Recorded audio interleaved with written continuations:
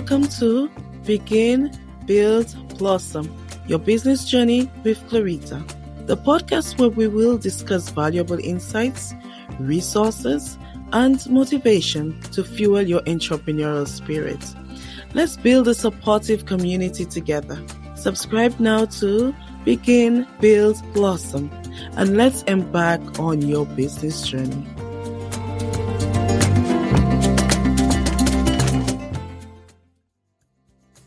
Let's pause for a moment to hear from our sponsors.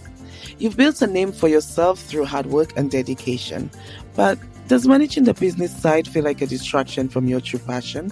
Are you dealing with unmanaged finances? CME Accounting LLC is here to help. We specialize in organizing your financial records, allowing you to focus on what you do best. With organized books, you'll have more time for what inspires you. Whether that's expanding your influence, building relationships, or simply enjoying life. Don't let unmanaged finances hold you back. Reach out to CME Accounting LLC today and let us help you thrive.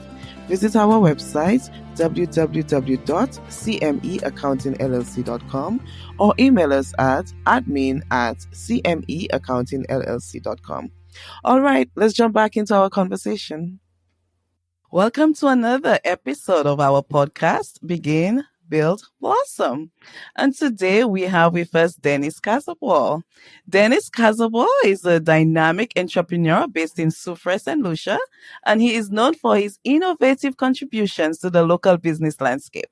With a passion for creativity that blossomed from a young age, Denis has established himself as a key player in the entrepreneurial community. He operates Sankofa Creations 758, a venture that reflects his commitment to harnessing local talent and promoting the unique cultural heritage of St. Lucia. Denis embodies the spirit of self-employment and is part of a growing movement amongst young entrepreneurs in the region, aiming to inspire others to pursue their business aspirations and contribute to the economic development of their communities. Welcome, Denis. How are you doing today? Thank you. I feel excellent today. I feel great. I feel energetic today. Well, that's great. And Denis and I met during our college days at Grambling State University. Those were wonderful days. Would you agree, Denis? Oh, yes, definitely. Yes, I know. I definitely have some amazing memories from that time. Oh, yes. 4 years well spent, I must say. I must say, yes. And I'm glad that we continue to keep in touch. And, the friendships that you build during the college days, there's nothing like it. And it carries you through the rest of your life. Mm-hmm. Yes.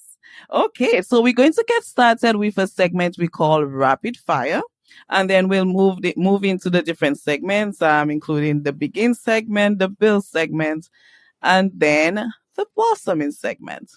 Okay, so just to get started, can you give us 2 words? One word that described you as a child, and one word that describes you now as an adult. Well, one word that describes me as a child is troublesome. I wonder why. Well, I was quite the troublemaker. Mostly when it came to being creative again. Yeah, I would be cutting stuff all over the place, making a mess. My mom would be at me, that I should stop making the place look untidy. But she would clean up after me. So that's the type of trouble that I give, not anything bad. Okay. And right now, how would you describe yourself? I think I'm a humble individual. Humble would be the word. Okay. Yeah, I agree. All right. So I know we covered that in the introduction, but we'll go through that again. What is the name of your business and what do you do in business? Okay, the name of my business is Sankofa Creations. I know the Sankofa is difficult for some people to pronounce, but it originated from the Twi language of Ghana, and it means to go back and get or learn from your past. And you said some of the things that I do. Okay, I'm mostly involved with souvenirs that depict St. Lucia and St. Lucian life. And also another big item that I do is awards for various activities like graduations, appreciation activities, and so forth, as well as other personal items like gifts for friends, birthday gift, anniversary gift, and so forth. Okay, thank you. And what were you doing before you started your business? Well, I was a teacher for 11 years, post-grambling. Ah, and what subjects did you teach? I started teaching all sorts of subjects, mathematics, health and family life. Then I branched into building technology and technical drawing. And during my maybe last 5 years, I majored only in building technology. Oh, okay. And what level of education? Oh yeah. Again, I started with grade 7. That's Form 1. I taught across all grades, but it was mainly grade 7 and 8. And during my last 5 years, I taught only Form 4s and 5s. Oh, okay. And what is that on the grade level wise from 4 and 5? Form 4 is this now. Form 1 is grade 7, right? Form 2 grade 8. Form 3 grade 9. Form 4 grade 10. Form 5 grade 11. Oh, okay. I'm still getting used to the whole grade system. Oh yeah, well I had to get used to it when I started teaching because I knew it was standard for Form 1, Form 2, you know. Right. Okay. And currently in your business, are you full time or are you part time? Well, I'm full time in my business right now. Okay. And how long have you been in business? I've been in business for a number of years. I started doing it as a side hustle Mm-hmm. maybe 8 years ago. I actually started with woodwork. I started as a woodworker. Mm-hmm. Yeah, because at South and Louis Community College, I studied carpentry and joinery. Okay. So I started my side hustle as that. But then it was a bit difficult to get consistent and serious workers to help out. So I kind of branched out into the smaller items that I could manage myself. And then from time to time, I would be able to get some part-time help with that as well. Okay. So, since you've been in business, what's one of the best moments you've had, or as we sometimes say, the highest highs that you've had in business? Well, there've been a few, but noticeably, and I was asked about it today, is when I was chosen to be part of the St. Lucia Taiwanese trade show. That's an annual event. It happens in November, and I spent 3 days at that show, and I was able to showcase my products to St. Lucia and the world. Nice. Congratulations. Thank you. And how did it go for you? It went well. Networking was great. That's mostly what I went for, not to really sell anything, but to create certain networks. And then, I had people that I had never really known existed before call me after to get stuff done. Oh, great. Well, that's wonderful. And what's on the flip side of that? What is the lowest moments you've experienced so far? Well, the lowest moment is when, work really backs up. I just cannot get the help because I told you sometimes I get people to help on a part-time basis, but then when it really piles up, I just cannot get the help. Then the pressure starts to mount. Then my body cannot really deal with the stress. And then I start feeling sick. I start feeling all those tensions in my body. Mm-hmm. And then I have to try to take it easy, control my breathing, probably take a rest, try to clear my mind and then attack the work. But it has always worked out. All right, but you do bring up an important point there about stress and stress management. So hopefully that's something we can get to later on. And is there a book or movie that you'd recommend? A book or a movie that I would recommend? The movie that I would recommend, well, one of my favorite movies of all time is Terminator 2, Judgment Day. What about that did you like? Well, I love the whole theme of the movie, and also the effects were like light years ahead of its time. It was a really well produced movie for the time. Even right now, I compare the quality of that movie to some of the movies that are produced currently, and the quality, the effects, they're exceptional. Nice. Well, thanks for sharing that with us. And at the time of recording this episode, you guys are currently going through Julian Alfred fever, right? Do you want to tell us a little bit about that, how you feel, and just anything you want to add? Oh yes, the fever is quite high. Mm-hmm. Yeah, but there was this rally yesterday. It was a jump pack event. I'm sure that Juju must be very, very extremely tired because she's been on the move from the time she got here. I was able to pop in at the rally, the stadium in Soufriere yesterday. Unfortunately, Juju had not arrived. Yes, but the excitement was just amazing. The energy, the crowd. There were schools from all over the island.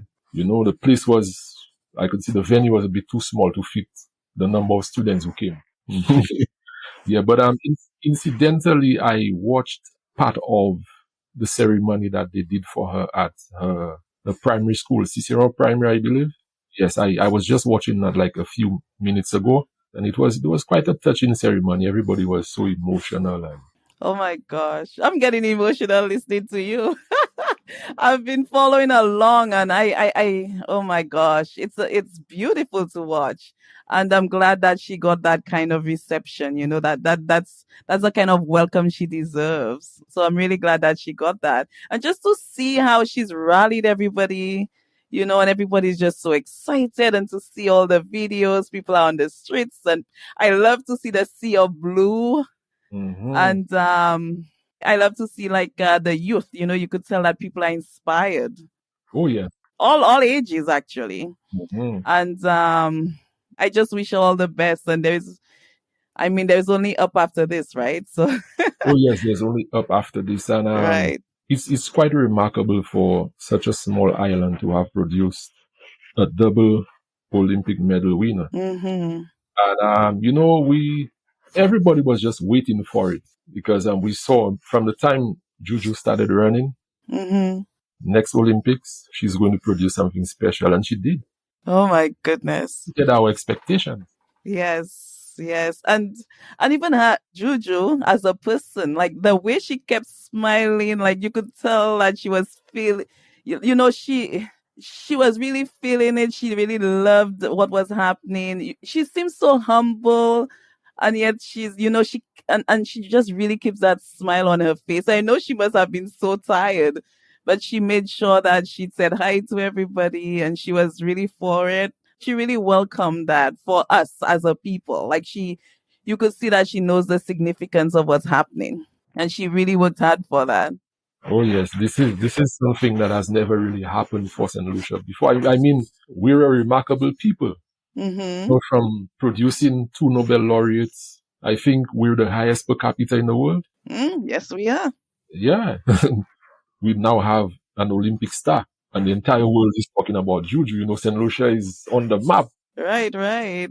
So I feel like she's the Nobel laureate of our time, right? That's probably it's probably not the same in terms of the level of energy because it's literature or like academics opposed to sports. But hmm the significance of it, like for our time to be able to see what it's like when the world is focused on you at such a small island because of the great achievements. It only augurs well for us, even when you tie that in with tourism, because we're very dependent on tourism, right? Mm-hmm. And I'm sure that there are tourists who came to be part of the celebrations. I mean, Mm-hmm. people are following Juju. I mean, Juju is the next big thing. Right, even the media, right? Yes. Oh, yes. It augurs well for St. Lucia. Yes, and I keep watching what it was like on that flight. I don't know if it was a regular flight or if it was a chartered flight. I don't know what it was, but just keep wondering what the whole environment was like in there. I haven't seen much on the flight, but the only part of it I saw was when the plane landed and there were those jet sprays. Oh, I didn't notice that. Oh my gosh, we went all out, and that's great. She deserves it. Yes. All out, we spent no effort at all. Right. And that's a good way to get into the business side of it. Mhm. Because like even someone like Juju, when she started, I'm sure it was humble beginnings from what I've heard. She persevered. She had people pushing her forward. She pushed herself forward. There's a whole environment that goes around achieving something like that. So that takes me to you and your business and how you started in business. Did you always want to be an entrepreneur? At what point do you think you actually thought about, okay, I'm going to have my own business one day? I actually thought of entrepreneurship back when I graduated from Sir Arthur. As I mentioned before, I studied carpentry and joinery. Mm-hmm. So then the next obvious thing would be to open up a shop. So I approached, it was Belfand at the time. I approached Belfand with a proposal and everything. But unfortunately, there was so much red tape that I got frustrated and I gave up. Hmm. Yeah. Shortly afterward, I got a job at Vidbutai Secondary School. I became a teacher with the intention of only spending 1 year. We know how that goes sometimes. Yeah, and I ended up spending 4 years, but I was always looking for a way out. And lo and behold, one day I came to work and I saw the memo about Grambling State University, and I'm like, yes, that's my ticket out. Yeah. Okay. And then you went on to Grambling State University. And then when you moved back, you went back to teaching or you went right back into your business? Well, I was avoiding teaching like the plague. I didn't want to go back to teaching, but I really wanted a job with the government, you know. Mm-hmm. I applied a few places, but everybody was like, yeah, we like your qualifications. It looks good on paper, but we don't have enough money to pay you. Or the whole what do they call that? Overqualified Right, thing. overqualified, yeah. Right. Yeah, and everywhere I went, it was the same chorus. And I mean, the prospect of having that huge loan to repay. Mm-hmm. I couldn't settle for anything. So that's when I decided, hey, I need to go back to teaching. Okay. All right. And then at what point did you, during your time in teaching now, we're thinking about now that Mhm. you're back from university and you're teaching again, when did you make the transition now to, okay, I'm gonna go ahead and start my business again? Okay, actually, I went back to Vidbutai when I returned from Grambling. I spent a year, then I transferred to Soufriere. Mm.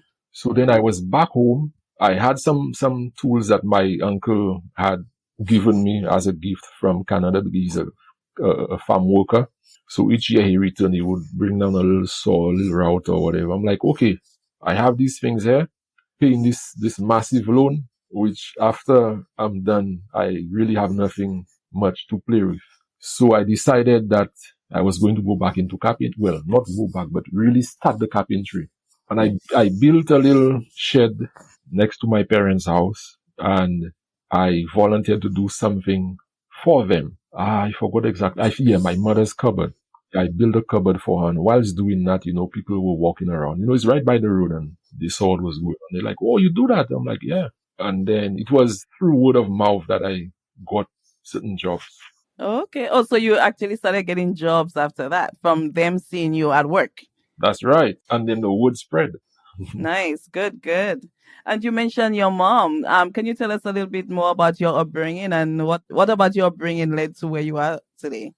Well, I think it's coming from humble beginnings because we were not wealthy at all. My mom, my father as well, he played a critical role. He was quite the provider. He made sure that we had everything we needed, right?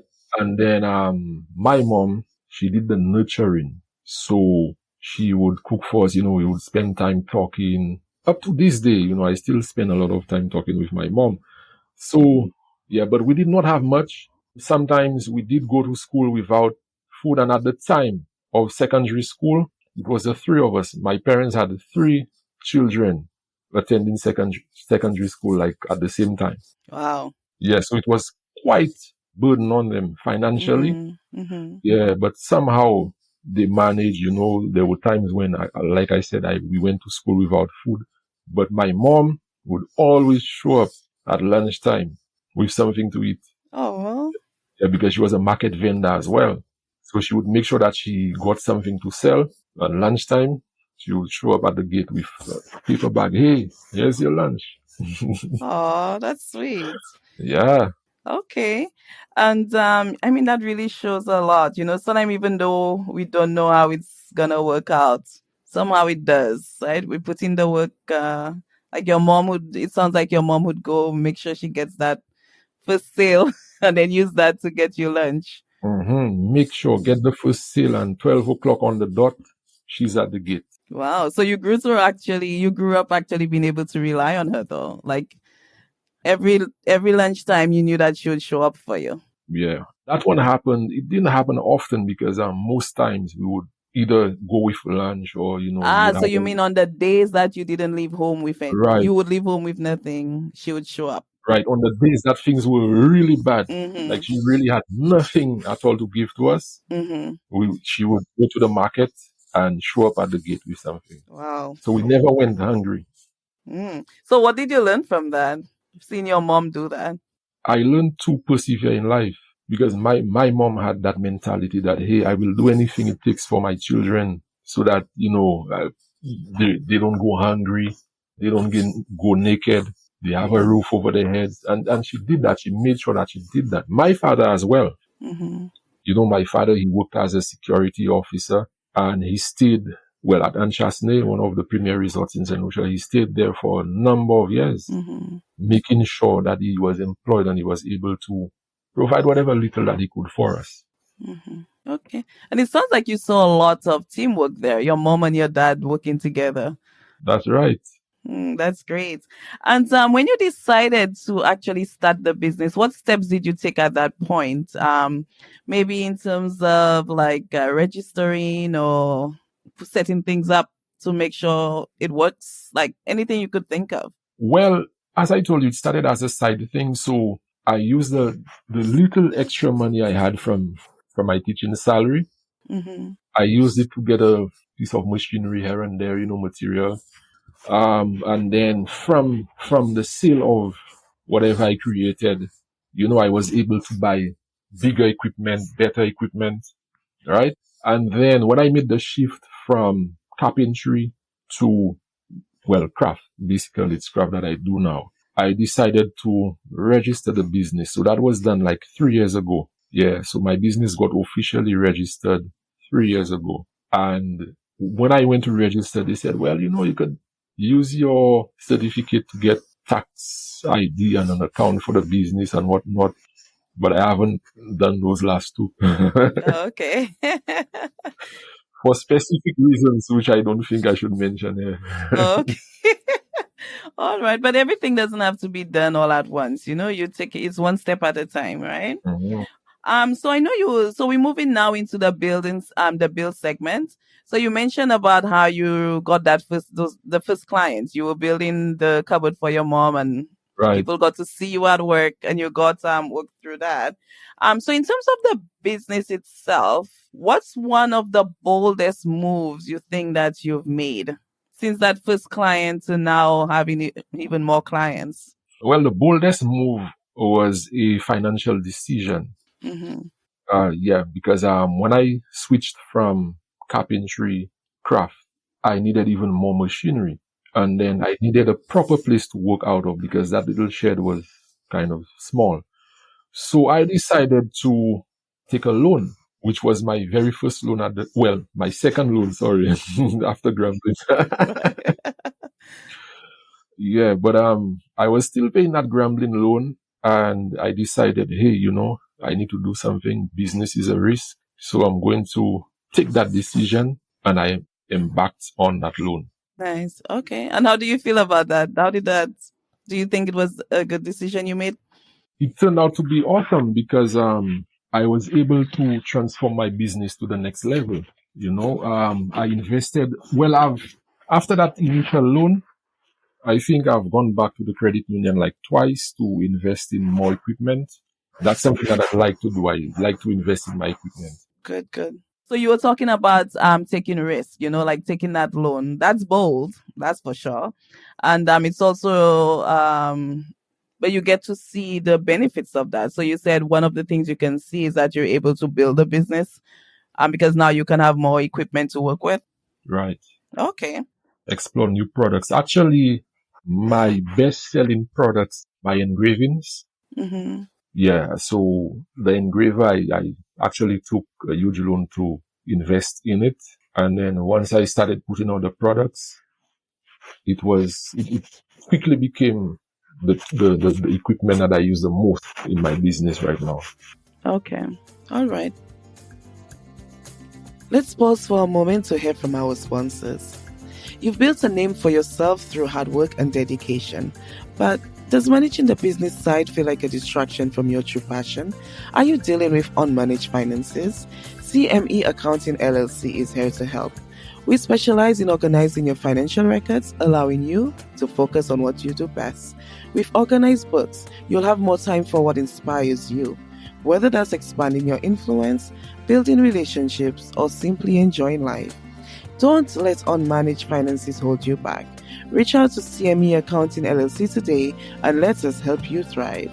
Visit our website www.cmeaccountingllc.com or email us at admin@cmeaccountingllc.com. All right, let's jump back into our conversation. Talking about building, I know we talked a little earlier about your being able to get people to work with you. So right now, I'm just curious as to what your team looks like. Do you still work with part-time people or is it mostly you? It's still mostly me. And then my next most available part-time person is actually my girlfriend. Ah, nice. Teamwork. Yeah, makes the dream work. That's right. That's right. Right. And then on busy occasions like around graduation, there's a young boy. He seems to be very interested in what I'm doing, but he's still at school. So there are times, he would show up whenever he can to assist, and he gets paid as well. So, and he learns. Yeah, I mean that's great. That's wow. Because that way you're giving back to the community by helping inspire young people by actually getting them involved in what you're doing. And maybe you have created maybe he can now see other things he can do in terms of career path, like ways when he leaves school, he can now see that's something that he can do, and learning from you, he might continue doing that. Yes, I encourage the young men in the area to learn a skill. Now, incidentally, I'm still working on my workshop to bring it to a point where I can have one or two persons working full time. It's not there yet, but slowly but surely I'm trying to bring it up to that point. Because there will be a time when I need to step back a bit, do more managing of the business as opposed to all the work. Right. So as you build on the talent pool around you, eventually you'll be able to get to that point, right? I can get to that point. So if there's a day that I need to be out, I can leave knowing that, there's somebody at the business who can take care of the business without me being there telling them what to do. I mean, if they run into some difficulties, they can always call me or send me a WhatsApp message, but they could mostly function on their own. Yeah. Right. Like when you went to your to the Taiwanese event. The Taiwanese trade show, right? Right. Something like that. You're out there, putting a face to the business, letting more people know about your business while the production is still continuing, right? That's the goal. Yeah, that's the goal. Okay. So talking about the Taiwanese event, how did you I know you said you got invited, am I right? Well, actually, the previous year I reached out to them. Mm-hmm. But I got as far as doing a short interview, and then some of my products were actually showcased as part of the advertisement for the event. Oh. But I did not make it through. For some reason they told me, So you part of the advertising, but you were not part of the event itself. That sounds interesting. Very interesting. The interesting thing is that a few of us were invited. Those of us who applied but did not make it, they invited us on that day to do a short presentation of our products. And I was amazed to see that those persons who were there at the time, the short videos, they were edited and amalgamated into an advertisement for the event. I'm like, but none of us will be there. Oh, so you didn't even know that's what was happening, okay? Until you saw it on TV.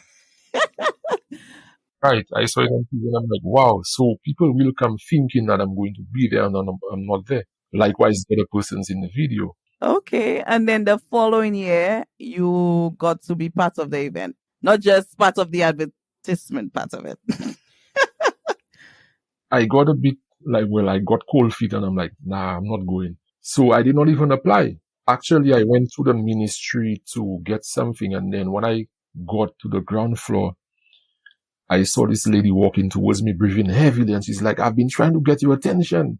I'm like, "Okay, well, talk to me now." She's like, "Have you applied for the trade show?" I'm like, "No." She's like, "Are you interested?" I'm like, "No." So she's like, "We're going to sign you up, please, you know." And I'm like, okay, I'll try it. And yeah, that's how it happened. Okay. But that makes me think, I mean, it's not nice the way they did it. Like having you as part of the advertisement and not having you there. Um, but if we look past that a little bit, where you took that there was that step, like they knew of you, and like even when you were not trying to get in, somebody remembered you, and they actually got you in without you having to do what you did last year, trying to get in. I just find there's something amazing about that. Like last year, you were trying to get in. No, you didn't get in, and now this lady's running after you. Like that says a lot there. Yeah, she's trying to persuade me to be part of Oh it. boy. All right. Okay. So it sounds like getting to be part of that event. It's quite a process. You have to apply, go through to be interviewed, then you get accepted, and then you get to go in. Right. Okay. Hmm. Actually, it was a very eye-opening experience. What I realized is that there are some small businesses that are part of the Taiwanese trade show like almost every year. Mm-hmm. And then I saw some other businesses who, like me, it was their first time. What I find is that there was not the type of variety that I was looking for, that I expected to see at the trade show. And I know that there are businesses which exist that offer more variety. So I hope that this is worked on so that the attendees can really see a wide spectrum of products that are being produced in St. Lucia. And what's one of the ways you think they can achieve that?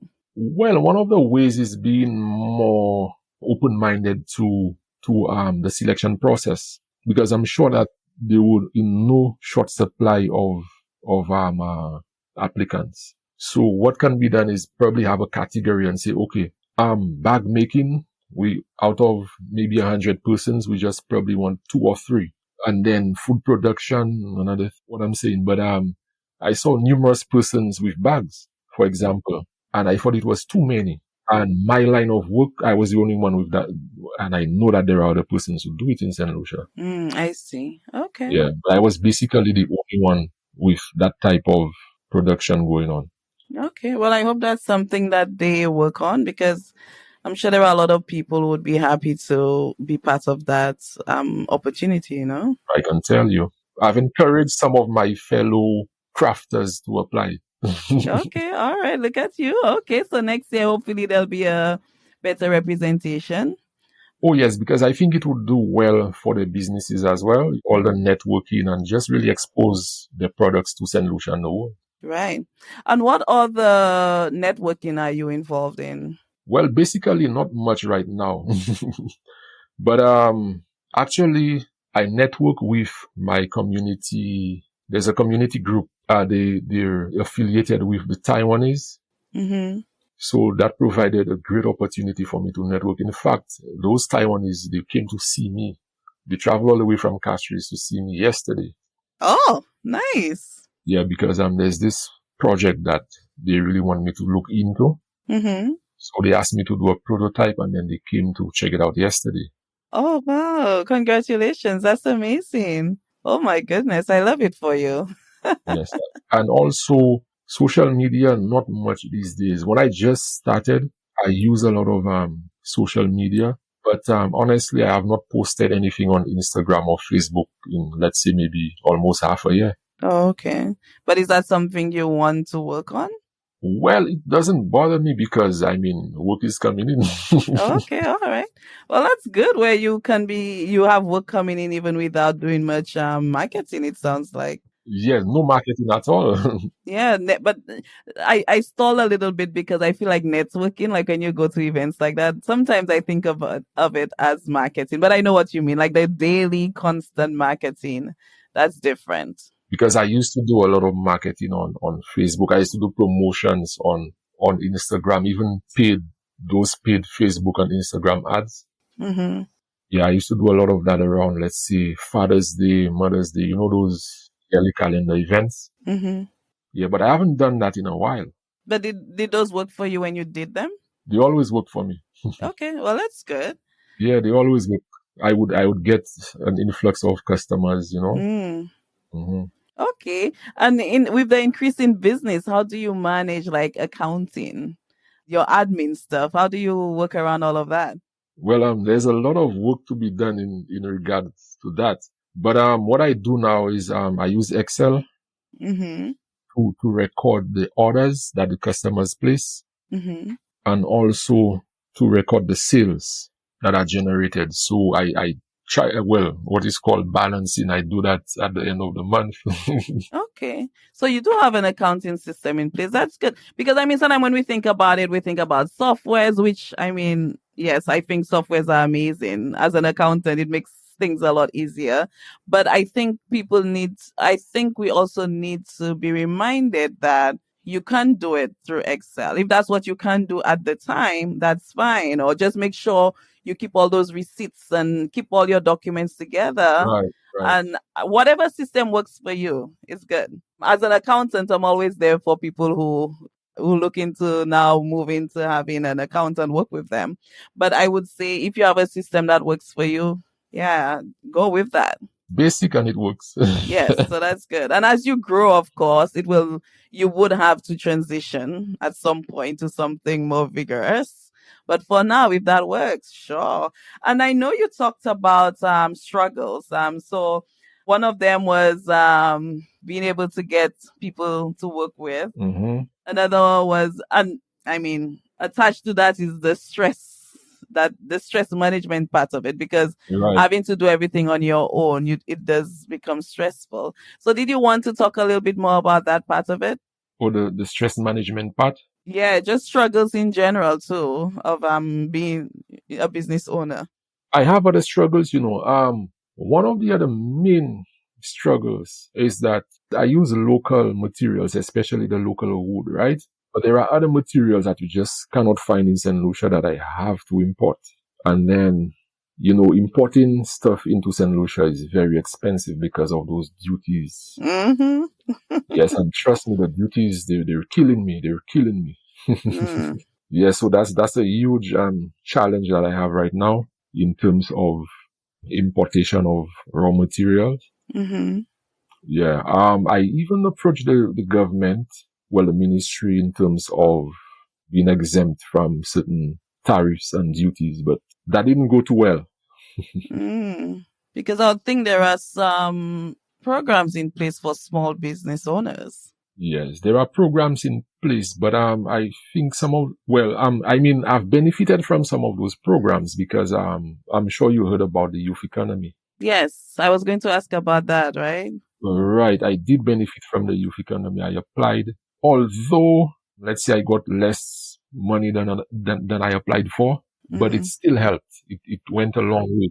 I'm thankful for that. Mm-hmm. And the youth economy, can you tell us a little bit more about that? Oh yeah, the youth economy is basically, I think there are two sections. There's one for the youth, Mm-hmm. and also there's another category for slightly bigger businesses where you can get up to $25,000, Oh, which of course that is what I applied for, the maximum. of course. I did not receive the maximum. I got, let's say, just about half of that. Mm. Is it a grant or a loan? Part loan, part grant. I think it's 70% grant, 30% loan, which is amazing. Okay.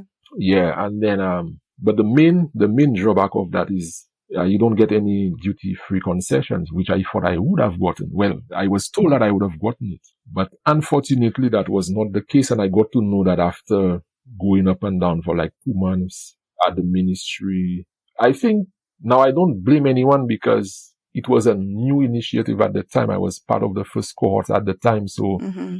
yeah, I don't blame anyone, but they were not too clear on what had to be done. So, a little bit of time was wasted in trying to figure things out, but eventually they were figured out and I paid the duties. Yeah, but that's one of my major challenges, Mm-hmm. importation of items and paying those duties. It's crazy. Mm-hmm. Oh, okay. Are there any others you could think of? Yeah, plenty. Another one is, I don't know, it's just a disadvantage of being in St. Lucia. Mm. St. Lucia, we don't produce too many things. So there are a lot of equipment that I see that can really help me out. And in terms of the stress management, so those tools, it's like those equipment would do most of the work and you get to relax, you get to breathe, but they're very expensive, and importing those machinery into St. Lucia, again, the duties and whatnot. But I follow a lot of crafters in the States, and they have those machines and it seems to be helping them out really well. So that would be a way of introducing some kind of automation. Right, automation. That's correct. Unfortunately, it will be very costly if I have to do that, being located in St. Lucia, and the exchange rate and all that kind of stuff. Right. Okay. And that makes me think about collaborations as well. Like, are there any collaborations you're involved in? Yes, I do collabs with other crafters. There's this guy he's called Rendezvous Goods. He actually, we taught together at some point at Soufriere Comprehensive School. And then he left the teaching profession before me to start his business. He's doing very well. He's based in Vieux-Fort. Yeah, he has invested in quite a few pieces of equipment, and I'm actually using his services sometimes because there was a time when I was big on shirts. I used to print shirts and stuff like that. But he got some equipment that do a better job at prints that I use on the shirts. So I'm like, well, if he already has it, I'll just I'll network with him. So he benefits from me and I benefit from him. Yeah. So he does the printing and I just apply to the shirts. Okay. Yeah. That's good. I like the way you look at it, Yeah. and how you can work. We can all work together to get the job done. Yeah. If you already have it, I will use your services to get mine done. Yeah. I like that. Okay. So we'll transition now to the Blossom segment. And I'm listening to you on the challenges and I'm thinking, how do you remain motivated through all those challenges? I remain motivated due to the fact that I want to see my business at a certain point in the future. Yeah. I want to be one of the premier suppliers of trophies and awards in St. Lucia. That's one of my goals. That's my main goal right now. That's great.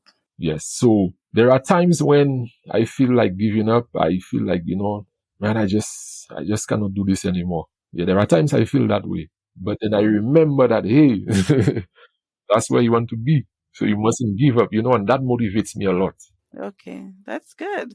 And what does success mean to you? Success to me means setting goals and achieving them. Yeah, that's simply what it means for me because I set certain goals. As I told you earlier with that engraving machine, I had been looking at this thing for quite a few years before I actually purchased it. So that became a goal for you. Right, it became a goal and I really needed it, but I'm like, no, I cannot do it at this time, and then I cannot go for the loan because my student's loan is going to kill me. And then I got to a place where I was comfortable enough knowing that the business is going to generate enough income to be able to repay that loan, that extra loan. That's a good place to be. That's right. And that was a goal that I actually set for myself and I achieved it. So I was successful in that regard. Right. That's great. And I wish you many more successes. Thank you. So great. So that takes us nicely to the closeout segment. And at this point, let's just think about somebody out there listening to you and they're trying to get into business. It's something they want to do, or somebody who they have started, but maybe they need that extra push. Can you give like 3 practical tips that can help either of these people? Okay, well, I would say advice number 1, whatever you choose to go into, it must be something that you enjoy doing. You must be passionate about it, because I've seen people trying to do something because they saw somebody else doing it. And then they gave up because, like I was telling you before, when they hit those roadblocks and then your mind starts to tell you, hey, I cannot do this anymore. They just listen and that's it. So it must be something that you're passionate about. So when you start developing doubts because of your passion, you don't give up. You press forward. The next tip is that financially, do not be afraid to take risks. See what you do as an investment. So you invest now, it might seem like a burden, but at the end of the day, it's an investment that you're making and you will reap the benefits as time go by. Mm-hmm. And the third one would be to be extremely determined about what you do. In that determination is a major part of being successful. So there are times when you will face hiccups, equipment will break down, you won't always get people to work for you. You might feel tired, but because of your determination, things will get done. Right. Yeah. And it forces you to improvise. Okay. So this piece of machinery broke down. I have an order to fulfill. I have a deadline by which I should fulfill that order. How else can I get it done? Because I must submit. I must meet that deadline. That's not the time to give up. No, I cannot give up because, if I give up, then it's going to look bad. On my business. So I need to do this. I'm determined to deliver. So determination is another thing that you should be really big on. Okay, I agree. And this is the time where we like to ask guests whether they're open to speaking with someone else who's listening and wants to contact them.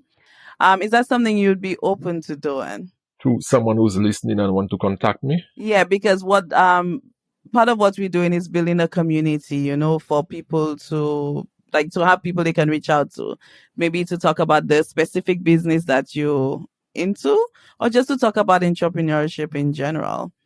So we try to encourage people to connect that way. I'm an open-minded individual. I always look for opportunities to, network as well. So why not? Yes. Okay. All right. So encouraging listeners to reach out to Denis. He's open to speaking with you. So can you tell us some of the ways that our listeners can get in touch with you? I'm not sure about the geographical location of most of your listeners. Mm-hmm. But I can be reached on Facebook and Instagram, Sankofa Creations 758. Well, on Facebook and Instagram. Also, WhatsApp, my business number is 758-284-0564. Okay. There you have it. Feel free to reach out to Denis. And if you want to see some of the work he's done, we will be posting some on our end, on Instagram and Facebook and other social networks. But also, Denis would be happy to share that with you as well. Denis, thank you so much for spending time with us today. I think we've learned a lot about your business and about you. So thanks for spending time with us. From our conversation, I can tell that you building quite a bit. So I hope to speak with you again as you go through your building phase and just to connect. So thanks again and have a good day. Thank you. You're welcome. You enjoy the rest of your day as well. Thank you. Thanks for listening to this episode of Begin, Build, Blossom, Your Business Journey, a CME Accounting LLC podcast. Please subscribe and be on the lookout for our next episode. If you'd like to share any feedback with us, please email us at podcast@cmeaccountingllc.com.